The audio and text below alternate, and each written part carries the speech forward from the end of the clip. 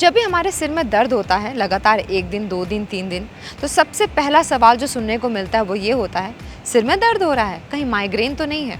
और ये सच भी है, क्योंकि माइग्रेन इज इक्वल टू सिर दर्द, यानी कि हेडेक। एक ऐसा हेडेक जो एक न्यूरोलॉजिकल कंडीशन है, ब्रेन में हलचल मचा देता है और पूरी बॉडी को हिला के रख देता है। चूँकि हर बॉडी अलग अलग होती है, इसलिए इसके सिम्टम्स भी अलग अलग होते हैं। हेडेक के साथ साथ किसी को nausea, diarrhoea, vomiting, light sensitive हो जाना, साउंड सेंसिटिव हो जाना, किसी किसी का टच सेंसिटिव हो जाना भी बहुत ही आम सी बात है। तो ये कुछ ऐसे सिम्टम हैं जो माइग्रेन के साथ बिना बुलाए आ ही जाते हैं। माइग्रेन का दर्द पहले तो धीरे धीरे शुरू होता है, लेकिन ये इतना सीवियर और इतना ज़्यादा बढ़ जाता है कि बिना दवाई खाए ये ठीक ही नहीं होता है। ये 4 घंटे के लिए भी हो सकता है, 1 दिन के लिए भी हो सकता है, और अगर दवाई ना खाई जाए तो कभी कभी 72 घंटे के लिए या फिर 1 हफ्ते के लिए भी हो सकता है। और हर बॉडी के हिसाब से इसके सिम्टम्स अलग होते हैं, इसको ट्रीट करने का तरीका अलग होता है और इससे डील करने का तरीका भी अलग होता है। चलिए, सिम्टम्स की बात कर ही रहे थे तो कुछ और भी सिम्टम्स के बारे में जान लेते हैं। ऐसा लगता है कि सिर में कोई स्विच चुभ हो रहा है, किसी किसी को प्रिकलिंग होती है, किसी किसी को हैमरिंग वाला दर्द होता है, वॉमिटिंग होती है। इसके अलावा कभी कभी आई साइट यानी कि जो विजन है वो भी कम होता चला जाता है।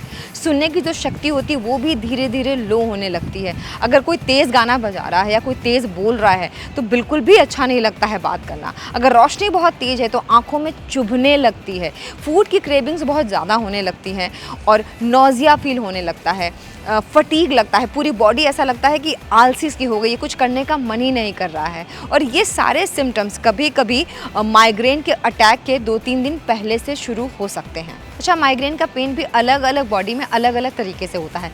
किसी को मिडिल में होता है, किसी को सिर के दोनों तरफ होता है और किसी को बीचों बीच होता है। तो अगर किसी भी तरीके का सिर में दर्द है और वो लगातार होता चला जा रहा है तो इसका मतलब ये समझ लीजिएगा कि अलार्मिंग सिचुएशन है, डॉक्टर के पास जाना बहुत ज़रूरी है। अब माइग्रेन को प्रिवेंट कैसे किया जाए?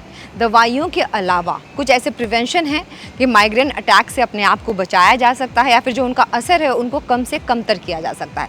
सबसे पहले तो आपको अच्छे से ये ज़रूर पता होगा कि आपको किस चीज़ से एलर्जी है, कहाँ से आपका माइग्रेन ट्रिगर हो सकता है, कौन सा साउंड है, कौन सा ऐसा खाना है या कौन सी ऐसी जगह है जहाँ जाने से आपके सिर में दर्द होने लगता है। आपको उन जगहों को, उस खाने को अवॉइड करना है।